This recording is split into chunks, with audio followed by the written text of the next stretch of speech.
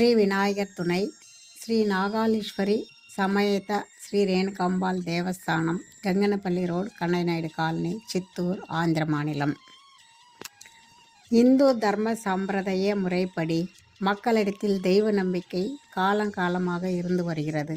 இந்த நம்பிக்கையின் பேரில் எத்தனையோ கோவில்கள் நம் நாட்டில் காலம் காலமாக இருந்து வருகிறது. அந்த மக்கள் மிகவும் பக்தியுடன் நாகதேவதையும் பூஜிக்கிறார்கள்.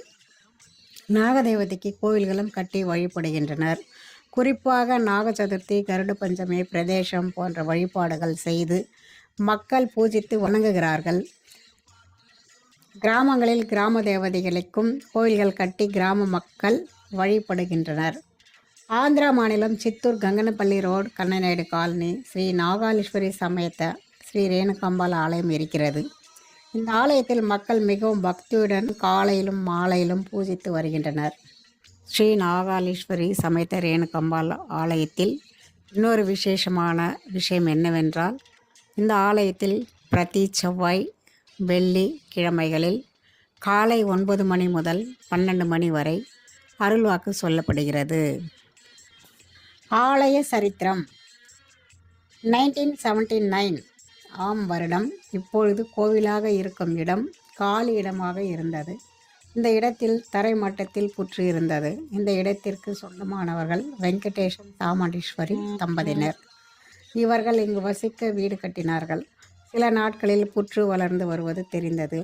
சில நாட்களில் குடும்ப விஷயம் காரணமாக இவர்கள் வெளிமானத்தில் தங்க வேண்டியதாக ஆனது.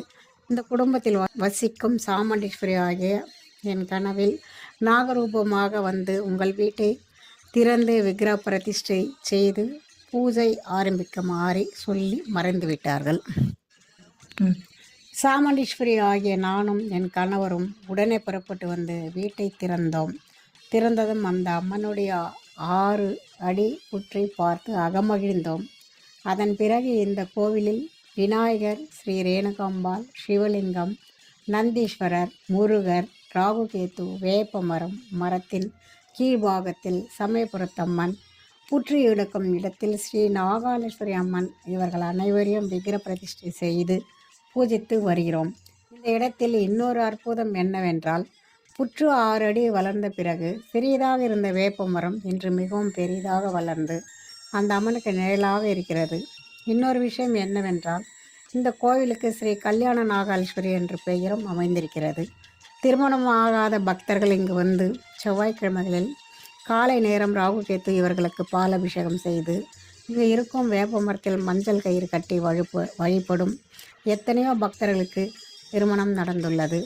இங்கு இன்னொரு விசேஷம் என்னவென்றால், ஸ்ரீ ரேணுகாம்பாள் வழிபடும் பக்தர்களுக்கு குழந்தை பாக்கியமும் கிடைத்துள்ளது. இந்த கோவிலில் இன்னொரு விசேஷம் என்னவென்றால், பிரதி செவ்வாய்க்கிழமை பால் அபிஷேகம் செய்யும் பக்தர்களுக்கு குடும்பத்தில் செல்வம் பெருகும். பிரதி பௌர்ணமிக்கு விசேஷ பூஜை என்னவென்றால், இங்கு வரும் பக்தர்கள் பேரில் குங்கும அர்ச்சனை செய்யப்படுகிறது. சாமுண்டீஸ்வரியாக நானும் என் கணவரும் என் குடும்பத்தினரும் எங்கள் வீட்டை இந்த கோவிலுக்காக அர்ப்பணித்து இருக்கிறோம். இந்த கோவிலை பெரிய கோவிலாக கட்டுவதற்கு முயற்சி செய்திருக்கிறோம்.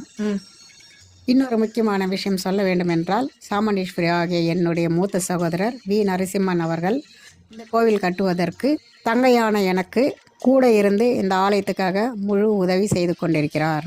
இங்கேனும் கோவில் தர்மகர்த்தா வி சாமுண்டீஸ்வரி.